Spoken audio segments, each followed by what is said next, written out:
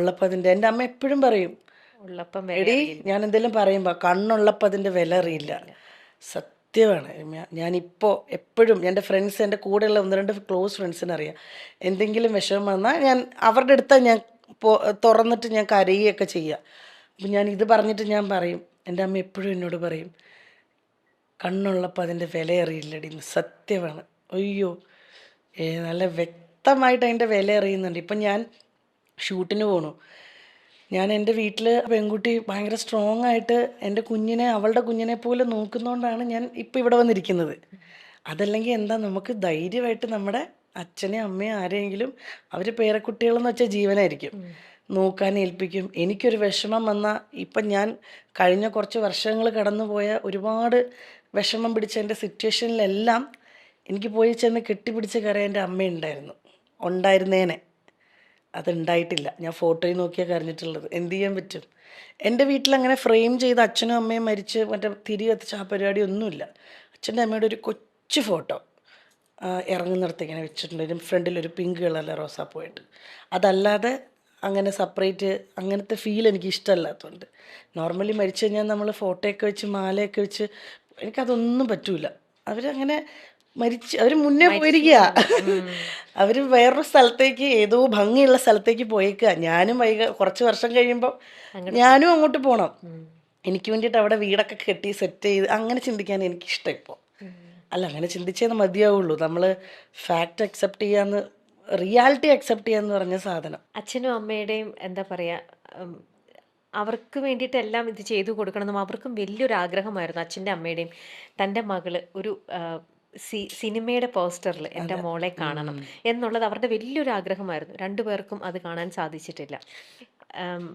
എന്താ, വീണയ്ക്കായിക്കോട്ടെ, ആദ്യം വീണ ഒരുപാട് സന്തോഷത്തോടെയും എക്സൈറ്റ്മെൻറ്റോടു കൂടിയും അഭിനയിച്ച സ്ത്രീത്വം സീരിയൽ, ആ സീരിയലും റിലീസാവാൻ പോണൂന്ന് അറിഞ്ഞ സമയത്ത് അന്ന് ഞാൻ കേട്ടിട്ടുണ്ട്, വീണ എല്ലാവർക്കും, നാട്ടുകാർക്കും വീട്ടുകാർക്കും എല്ലാവർക്കും പോയി ലഡുവും ജിലേബി എല്ലാം വാങ്ങിക്കൊടുത്തു.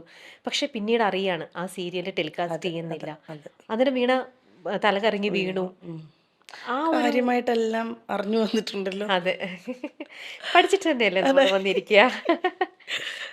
ആ ഒരു സിറ്റുവേഷൻ, ഞാൻ ഈ പറഞ്ഞ സിറ്റുവേഷൻ, അതെങ്ങനെയാ വീണ അന്ന് ഓവർകം ചെയ്തത്? ആക്ച്വലി അത് ഓവർകം ചെയ്യുന്നതിന് മുന്നേ പറയുകയാണെങ്കിൽ, എൻ്റെ അച്ഛനാണ് ആദ്യം ഇൻഡസ്ട്രിയിൽ വരുന്ന ആൾ. അച്ഛനും മലയാളത്തിൽ നിന്നുള്ള ഒരു വലിയൊരു പ്രൊഡക്ഷൻ കൺട്രോളറും പ്രൊഡ്യൂസറും ഒക്കെയാണ് അദ്ദേഹം. അവർ രണ്ടുപേരോട് ഒരുമിച്ച്, ഞാൻ അദ്ദേഹത്തിൻ്റെ പേര് പറയാൻ ആഗ്രഹിക്കുന്നില്ല, അവർ രണ്ടുപേരോട് ഒരുമിച്ചാണ് ഇൻഡസ്ട്രിയിലേക്ക്. ഞാനൊരു 1ാം ക്ലാസ്സിലൊക്കെ പഠിക്കുമ്പോഴാണ്. അന്ന് ടെലിഫിലിമുകളാണ് ഉള്ളത്, 13 എപ്പിസോഡ് ടെലിഫിലിമുകൾ. ഈ ഹലോ ക്യാപ്റ്റൻ എന്നൊക്കെ പറഞ്ഞിട്ട് ക്യാപ്റ്റൻ രാജു ഹീറോ ആയിട്ടുള്ള അങ്ങനെ സംഭവങ്ങളാണ് ദൂരദർശനിലുള്ളത്. അന്ന് മറ്റേ ഈ മറ്റ് ചാനലുകളൊന്നും വന്നിട്ടുണ്ടോ എന്ന് പോലും എനിക്ക് അറിയില്ല. അപ്പോൾ അതിൻ്റെ അകത്ത് പ്രൊഡക്ഷൻ കൺട്രോളറായിട്ടും പ്രൊഡ്യൂസറായിട്ടും ഡയറക്ഷൻ സൈഡിലുമാണ് എൻ്റെ അച്ഛൻ വർക്ക് ചെയ്തിട്ടുള്ളത്. ഇപ്പോൾ അന്ന് പുള്ളിയും എറണാകുളത്ത് വരുമ്പോൾ അച്ഛനും അമ്മയും തമ്മിലുള്ള പ്രേമത്തിൻ്റെ കൂടുതലുകൊണ്ട് അച്ഛൻ ഇവിടെ നിൽക്കാൻ പറ്റാതെ വന്നിട്ടാണ് അച്ഛൻ ഈ ഇൻഡസ്ട്രി വേണ്ടാന്ന് വെച്ചിട്ട് തിരിച്ച് നാട്ടിലേക്ക് വരുന്നത്, കോട്ടയത്തേക്ക്. കാരണം അമ്മയും അച്ഛനും ഭയങ്കര വലിയൊരു പ്രണയവിവാഹമാണ്, കോളുകളൊക്കെ സൃഷ്ടിച്ച പ്രണയവിവാഹം അത്. അപ്പം അവർ അന്നത്തെ കാലത്ത് അത്രയും വലിയ ഇഷ്യൂസ് ഉണ്ടാക്കി രണ്ടുപേരും കല്യാണം കഴിച്ചതാണ്. അപ്പം അവരെപ്പോഴും പറയുമായിരുന്നു, മരിക്കുന്നെങ്കിൽ ഞങ്ങൾ ഒരുമിച്ചേ മരിക്കുള്ളൂ എന്ന്. അതുപോലെ തന്നെ സംഭവിച്ചു. അമ്മ മരിച്ച് 6 മാസം തികയുന്ന അന്ന് അമ്മ മരിച്ചെടുക്കുമ്പോൾ അച്ഛൻ പറയണ്ടായിരുന്നു, ലതികാമ്പാളെ എന്നാണ് വിളിക്കുക, ലതികാമ്പാളെ 6 മാസം എടി ഞാനും വരുവടി കൂടെ എന്ന്. 6 മാസം തികയുന്ന അതേ നക്ഷത്രത്തിൽ അച്ഛൻ മരിച്ചേക്കുന്നത്. ഭയങ്കര, അതല്ല ഞങ്ങൾക്കൊക്കെ പേടി വേഗം അച്ഛൻ എന്തെങ്കിലും പറ്റുമെന്നായിരുന്നു. കാരണം ഇവർ തമ്മിലുള്ള ഒരു ഭയങ്കര അറ്റാച്ച്മെൻറ്റാണ്. അതുപോലെ എൻ്റെ അച്ഛനെ പോലെ ഒരാളായിരിക്കണം എൻ്റെ ഭർത്താവെന്ന് ഞാൻ എപ്പോഴും ആഗ്രഹിക്കുമായിരുന്നു. സ്വാഭാവികം, ഇങ്ങനെ സ്നേഹിക്കുന്ന ഒരു അച്ഛനെയും അമ്മയും കണ്ടുവരുമ്പോൾ നമ്മൾ മക്കൾ അവരെ പോലെ തന്നെ ഒരാളായിരിക്കും നമുക്ക് കിട്ടുകയെന്ന് നമ്മൾ എപ്പോഴും നമ്മൾ ആഗ്രഹിക്കും, സ്വപ്നം കാണും അല്ലേ? ആ പ്രതീക്ഷയോട് കൂടിയാണ് ജീവിതത്തിലേക്ക് ഇങ്ങനെ ഒരാൾക്ക് കമ്മിറ്റ്മെൻ്റ് എടുത്ത്.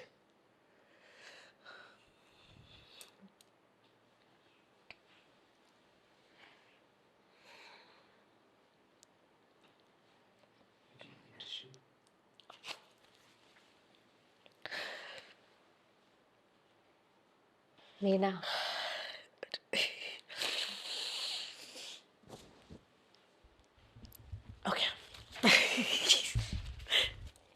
എണീക്കാനും വയ്യ ഈ സാധനം ഇങ്ങനെ ഇരിക്കുന്നോണ്ട് ഒരു വീഴാൻ പോണു.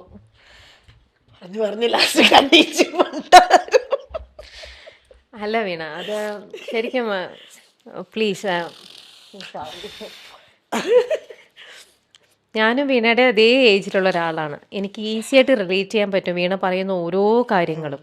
ശരിക്കും ഞാനൊരു ലേഡിയാണ്, നമ്മൾ ഏകദേശം ഒരേ ഏജിലുള്ളവരാണ്. വീണ പറയുമ്പോൾ ഞാനിതെല്ലാം വിഷ്വലൈസ് ചെയ്തുകൊണ്ടിരിക്കുക. നമുക്കിത് ശരിക്കും റിലേറ്റ് ചെയ്യാൻ പറ്റും. ഞാനും കല്യാണത്തിലേക്ക് വരുന്നതൊക്കെ ഇങ്ങനെ ഏതൊരു പെണ്ണും നമ്മൾ വേറൊരു കുടുംബത്തിലേക്ക് പോകുമ്പോൾ ഇതൊക്കെ പ്രതീക്ഷിച്ചുകൊണ്ടല്ലേ. പ്രത്യേകിച്ചും ഞാനും അതെ, തുടക്ക സമയത്ത് എൻ്റെ ഹസ്ബൻഡ് അവരുടെ വീട്ടിലെ സാഹചര്യങ്ങൾ വേറൊരു രീതിയിലായിരിക്കാം. നമ്മളെപ്പോഴും നമ്മുടെ അച്ഛൻ്റെ അമ്മയുടെ രീതി വെച്ചിട്ടാണ് നമ്മൾ അദ്ദേഹത്തിനെ കാണുന്നതും. നമ്മൾ അതുപോലെ തന്നെ ആയിരിക്കും ഇവരും എന്ന് വിചാരിച്ചിട്ട് എനിക്കും അത് എൻ്റെ ഏർലി സ്റ്റേജിലൊക്കെ അങ്ങനെ തന്നെയാണ്. എൻ്റെ അച്ഛനും അമ്മയും, എൻ്റെ അച്ഛൻ എവിടെ പോകണമെങ്കിലും എൻ്റെ അമ്മ ഡ്രസ്സ് എടുത്ത് കൊടുക്കണം. എൻ്റെ അച്ഛൻ അവർ തമ്മിലുള്ള ബോണ്ടിങ്, എൻ്റെ അച്ഛനും അമ്മയും തമ്മിൽ ടച്ച് വുഡ് ഭയങ്കര നല്ലൊരു ഇതാണ്. അപ്പം ഞാൻ അത് തന്നെ പ്രതീക്ഷിക്കുമല്ലോ. പക്ഷെ ഞാൻ ഇവിടെ വരുമ്പം ഇവർക്ക് അങ്ങനെ നിഖിലിന് ഞാൻ അങ്ങനെ ഡ്രസ്സ് എടുത്ത് കൊടുക്കൊന്നും വേണ്ട, നീലാണ് തന്നെ എടുക്കണം. അപ്പോൾ ആ തുടക്കത്തിൽ നമുക്കത് ബുദ്ധിമുട്ടായിരിക്കും. പിന്നീട് ഓക്കെ, നമ്മൾ റിയാലിറ്റി മനസ്സിലാക്കുകയാണ്, ഇവരിങ്ങനെയാണ്, അതങ്ങനെയാണ്. പക്ഷെ വീണ ഇപ്പോൾ പറയുമ്പോൾ എനിക്കത് നമ്മൾ എല്ലാ പെൺകുട്ടികളും ഇങ്ങനെ തന്നെയാണ് ലൈഫിലേക്ക് എൻ്റർ ചെയ്യുന്നത്. നമ്മൾ അല്ല അതിനകത്ത് എന്ന് വെച്ചാൽ എൻ്റെ എനിക്ക് എന്താണെന്ന് പറയുക, എനിക്ക് ആ കഴിഞ്ഞു പോയ ആ ഇതിനെപ്പറ്റി എനിക്ക് ഒത്തിരി പറയാൻ ആഗ്രഹമില്ലാത്തതുകൊണ്ടാട്ടോ.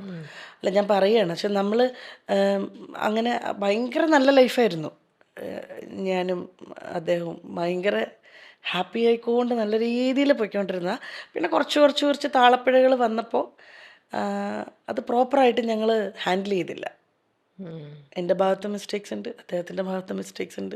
അപ്പം അതുകൊണ്ടൊക്കെ ഇങ്ങനെയൊക്കെ ആയിപ്പോയി. ഒരു പക്ഷേ എൻ്റെ അച്ഛനും അമ്മ ഉണ്ടായിരുന്നെങ്കിൽ ഇങ്ങനൊന്നും ആവില്ലായിരുന്നു.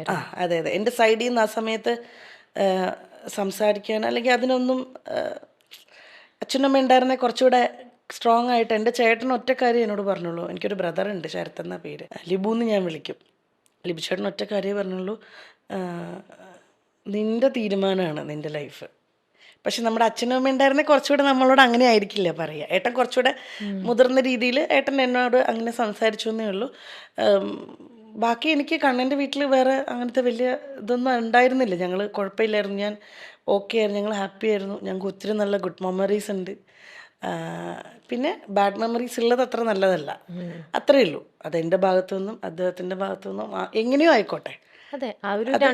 ഒരു ഫാമിലിയിൽ അത് ഗുഡ് മെമ്മറീസും ബാഡ് മെമ്മറീസും ഉണ്ടായിരുന്നു. അതിനകത്ത് ഗുഡ് മെമ്മറീസ് ഒത്തിരി ഉണ്ട്. അതുകൊണ്ട് എനിക്ക് ഇപ്പോഴും എനിക്ക് അദ്ദേഹത്തെ വെറുക്കാനോ അദ്ദേഹത്തോട് ദേഷ്യമോ അല്ലെങ്കിൽ ഒന്നുമില്ല. എനിക്കിപ്പോഴും അതുകൊണ്ട് എൻ്റെ മോൻ്റെ അച്ഛൻ എന്നുള്ള രീതി എനിക്ക് ഭയങ്കര ഇഷ്ടമാണ് അയാളെ ഇപ്പോഴും. കാരണം at the end of the day ഞങ്ങൾ തമ്മിൽ ഇത്രയും വർഷം ഒരുമിച്ചുണ്ടായിരുന്നതാണ്. നമ്മൾ ഒരു ദിവസം നമ്മൾ പിരിഞ്ഞു അല്ലെങ്കിൽ പിണങ്ങിയെന്ന് വെച്ചിട്ട് ഞാൻ അദ്ദേഹത്തെ കുറേ കുറ്റപ്പെടുത്തി, അല്ല അദ്ദേഹം എന്നെ കുറേ കുറ്റപ്പെടുത്തി. ഞാൻ ഒരു പബ്ലിക് പ്ലാറ്റ്ഫോമിൽ പോയി നമ്മളിരുന്ന് സംസാരിച്ചിട്ട് ഒന്നും നേടാനില്ല. അദ്ദേഹം നല്ല മനുഷ്യനാണ്. അദ്ദേഹത്തിന് അങ്ങനെ ഞങ്ങളതായിട്ടുള്ള പേഴ്സണൽ പ്രശ്നങ്ങളാണ് അതൊക്കെ. പക്ഷെ അത് മോനെ ബാധിക്കരുതെന്ന് ഞങ്ങൾക്ക് ഭയങ്കര നിർബന്ധമുണ്ട് കേട്ടോ, രണ്ടുപേർക്കും.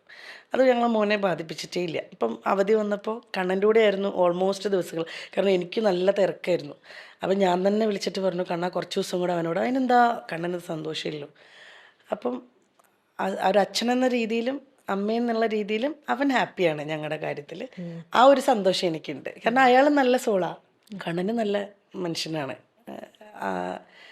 പിന്നെ ഈ പേഴ്സണലി ഉള്ള പ്രശ്നങ്ങളാണ് ഇതിലേക്ക് ഇങ്ങനെ ഒരു രീതിയിലങ്ങ് പോയത്. നമ്മുടെ ആ പ്രായത്തിന്റെ പുറത്തുണ്ടാവുന്ന നമുക്ക് ആ ഒരു പക്വതയില്ലായ്മയുടെ പുറത്തോ ഒരുപാട് അതിനകത്ത് കുറേ സംഭവങ്ങളുണ്ട്. അപ്പം അത് എന്താ പറയുക, അത് അടഞ്ഞു അധ്യായം. അതെ. പക്ഷേ നമ്മുടെ ഒരു എന്താ പറയാ, അച്ഛനും അമ്മയും ഉണ്ടായിരുന്നെങ്കിൽ ഇങ്ങനെ ഒന്നും നമുക്ക് സംഭവിക്കുക. എപ്പോഴും നമുക്ക് നമ്മുടെ ബാക്കിൽ നമുക്കൊരു സ്ട്രെങ്ത് ആണല്ലോ അവർ കൂടെ ഉള്ളപ്പോൾ. നമുക്ക് തെറ്റ് പറ്റിയിട്ടുണ്ടെങ്കിൽ അവർ നമുക്ക് പറഞ്ഞു തരും അല്ലേ, ഇതുപോലെ ഇത് ചെയ്യണം, മറ്റുള്ളവരുടെ ആണെങ്കിലും. അപ്പം അങ്ങനെ ഇപ്പോഴാണെങ്കിലും ഇപ്പം വീണയ്ക്ക് എപ്പോഴെങ്കിലും അത് റിഗ്രറ്റ് ചെയ്യുന്നുണ്ടോ? എന്താണ് ഞാൻ എടുത്തു പോയ ഒരു ഡിസിഷൻ?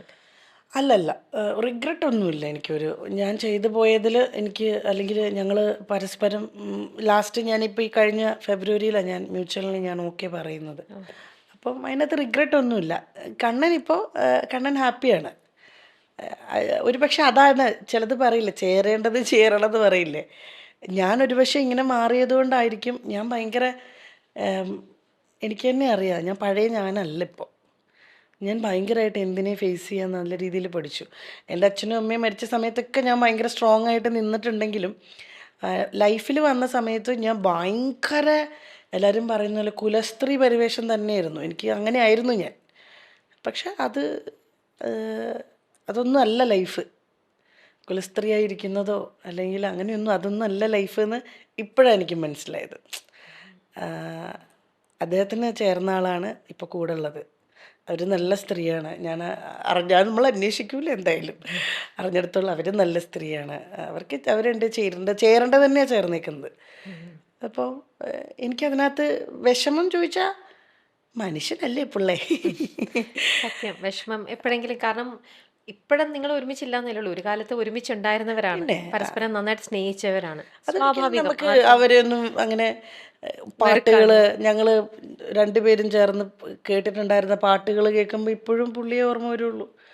അമ്പാടിയുടെ പഴയ വീഡിയോസും ഒക്കെ നമുക്ക് ഫേസ്ബുക്കിൽ അപ്ഡേഷൻ വരുമ്പോഴൊക്കെ കണ്ണനും ഞാനും കുഞ്ഞും കൂടെയുള്ള ഫോട്ടോസാണ് കാണുന്നത്. അതുപോലെ തന്നെ പുള്ളിക്ക് റിഫ്ലക്റ്റ് ചെയ്യാതിരിക്കത്തില്ല, മനുഷ്യരല്ലേ. പിന്നെ at the end of the day പുള്ളി അങ്ങനെ ഗ്രഡ്ജോ വൈരാഗ്യോ അങ്ങനത്തെ ഉള്ളൊരു ആളല്ല. പുള്ളി നല്ല മനുഷ്യൻ തന്നെയാണ്. എനിക്കും അങ്ങനെ ഗ്രഡ്ജോ പ്രശ്നങ്ങളോ ഒന്നും തന്നെ ഒരാളോടും ഇല്ല. അപ്പം അതുകൊണ്ട് തന്നെ ഞങ്ങളിപ്പോൾ മോൻ്റെ കാര്യത്തിലും എനിക്കങ്ങനെ, പിന്നെ നമ്മൾ ഓരോന്നും വെച്ചിട്ട് ഇപ്പോൾ മോനെ നോക്കുന്നത് കസ്റ്റഡി എനിക്കാണ് എന്നുള്ളത് മാത്രമേ ഉള്ളൂ. കസ്റ്റഡി എന്നുള്ള പേര് പോലും പറയാൻ നമുക്ക് ഇതല്ല. പക്ഷെ മോൻ്റെ കാര്യങ്ങൾ മുഴുവൻ ഹാൻഡിൽ ചെയ്യുന്നത് ഞാനാണ്. അതിനകത്ത് ഞാൻ ഭയങ്കര ഹാപ്പിയാണ്. നമ്മൾ ജീവിക്കുന്നതിൽ അർത്ഥം വേണ്ടേ? എനിക്ക് ജീവിക്കുന്നതിന് ഭയങ്കര അർത്ഥമുണ്ട്. എൻ്റെ കുഞ്ഞെനിക്ക് അതൊരു ഭയങ്കര എന്താ പറയുക, ഭയങ്കര സ്ട്രോങ് പില്ലറാണ് അവൻ എൻ്റെ. സത്യം മക്കളെന്ന് പറയണത്. നമ്മൾ ഒരു പക്ഷേ ഈ സമയത്തായിരുന്നു എൻ്റെ കല്യാണം നടന്നിരുന്നെങ്കിൽ ഇങ്ങനെയൊന്നും സംഭവിക്കില്ലായിരുന്നു. കാരണം ഇപ്പം എനിക്ക് അന്ന് എടുത്തു ചാടി നമ്മൾ ഭയങ്കര ദേഷ്യം, എനിക്ക് ഭയങ്കര ഒന്നും മുന്നും പിന്നും നോക്കാത്ത രീതികളുണ്ടായിരുന്നു എനിക്ക് കുറേ. പക്ഷെ ഇപ്പം അങ്ങനെ അല്ലല്ലോ. ഇപ്പം നമ്മൾ എന്താ ചെയ്യുന്നത്, പ്രവർത്തിക്കുന്നതിനൊക്കെ നമുക്ക് വ്യക്തമായ ഒരു ധാരണയും കാഴ്ചപ്പാടും ഉണ്ട്. എനിക്ക് അറിയാവുന്ന എൻ്റെ കസിൻസൊക്കെ പിള്ളേരോട് പറയും, ദൈവം ഇത് 30 വയസ്സെങ്കിലും ആകുമ്പോഴേ കല്യാണം കഴിക്കാവുള്ളേ. കാരണം ആ ഒരു പ്രായമൊക്കെ എത്തണമെന്നേ നമുക്കൊരു പക്വത. എല്ലാവരും പറയും ഇല്ല ഞാൻ ഭയങ്കര മെച്യൂരിറ്റി ഉണ്ട്, നമ്മുടെ വേറെ പല കാര്യങ്ങൾക്കും നമ്മൾ ഫേസ് ചെയ്യുന്ന പ്രശ്നങ്ങൾ നമ്മൾ മെച്യൂർഡായിട്ട് ചെയ്യും. പക്ഷെ ചില കാര്യങ്ങൾക്ക് നമുക്ക് മെച്യൂരിറ്റി വരാൻ, അല്ലെ വകതിരിവ് വരാൻ കുറച്ച് സമയമെടുക്കും. അപ്പം അങ്ങനെ എനിക്ക് തോന്നിയിട്ടുണ്ട്. ഒന്ന് ഡിലേ ആയിട്ട് മതിയായിരുന്നു എന്നെനിക്ക് തോന്നിയിട്ടുണ്ട്. പക്ഷെ ഇപ്പം ഹാപ്പിയാണ്, പുള്ളി ഹാപ്പിയാ, ഞാനും ഹാപ്പിയാ. ഇതെല്ലാം നമ്മൾ അവസാനം നമ്മുടെ തലവര, നമ്മുടെ ഡെസ്റ്റിനി ആയിരുന്നു ഇതെല്ലാം, അല്ലേ? നമ്മൾ ഇതൊക്കെ ഗോ ത്രൂ ചെയ്യണം. നമ്മൾ ആരും ആഗ്രഹിച്ചിട്ടല്ല, പക്ഷെ നമ്മുടെ ലൈഫിൽ ഇതൊക്കെ നമ്മൾ ഗോ ത്രൂ ചെയ്യണം എന്നുള്ളത് നമ്മുടെ ഓരോരുത്തരുടെയും ഉള്ള ഇതാണ്. പക്ഷെ നമുക്ക് എപ്പോഴും നമ്മുടെ ലൈഫിലൊരു പ്രശ്നങ്ങളൊക്കെ വരുമ്പോഴേ സ്വാഭാവികമായിട്ടും നമ്മൾ ആരാണെങ്കിലും, കല്യാണം കഴിഞ്ഞിട്ടുള്ളവരാണെങ്കിൽ നമ്മൾ നമ്മുടെ ഭർത്താവിൻ്റെ അടുത്തായിരിക്കും പറയുക, അല്ലെങ്കിൽ അച്ഛനും അമ്മ, അല്ലെങ്കിൽ നമ്മുടെ നല്ലൊരു ക്ലോസ് ഫ്രണ്ട് ഉണ്ടെങ്കിൽ, ബെസ്റ്റ് ഫ്രണ്ട് ഉണ്ടെങ്കിൽ. അങ്ങനെ വീണയെ സംബന്ധിച്ച് അപ്പോൾ ഇപ്പം എന്തെങ്കിലും ഒരു ബുദ്ധിമുട്ടുകളോ എന്തെങ്കിലും ഒരു പ്രശ്നമോ വീണയ്ക്ക് ഹാൻഡിൽ ചെയ്യാൻ പറ്റാത്ത പല സിറ്റുവേഷൻസ് വന്നു കഴിഞ്ഞാൽ അപ്പോൾ വീണ ഇപ്പോൾ ആരുടെ അടുത്ത് ആദ്യം പോയി പറയുക?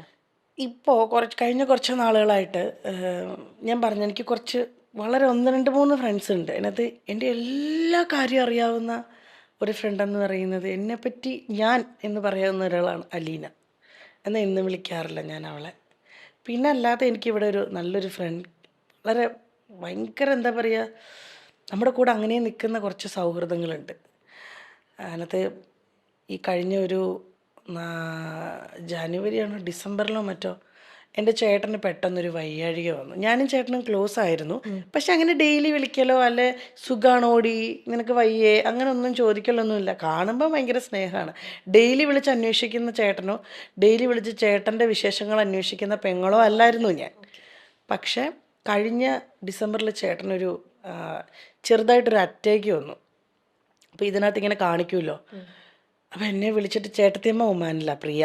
അപ്പോൾ എന്നെ പ്രിയ വിളിക്കുന്നത്, എടി ചേട്ടന് വയ്യ, നീ ഒന്ന് അത്യാവശ്യമായിട്ട് തിരുവനന്തപുരം ചെല്ലണം എന്ന് പറഞ്ഞ് ഞാൻ ആ ഇട്ട നിൽക്കുന്ന ട്രാക്ക് സ്യൂട്ടും ഒരു ടീഷർട്ടും ഇട്ടിട്ട് അതിട്ടെടുത്തിട്ട് ഞാൻ വണ്ടി എടുത്തിട്ട് എനിക്ക് വണ്ടി എടുക്കാൻ പറ്റണില്ല. അങ്ങനെ റാഫി എൻ്റെ ഡ്രൈവറിനെ വിളിച്ചിട്ട് അപ്പം തന്നെ ഞാൻ തിരുവനന്തപുരത്തേക്ക് പോകുന്നത്.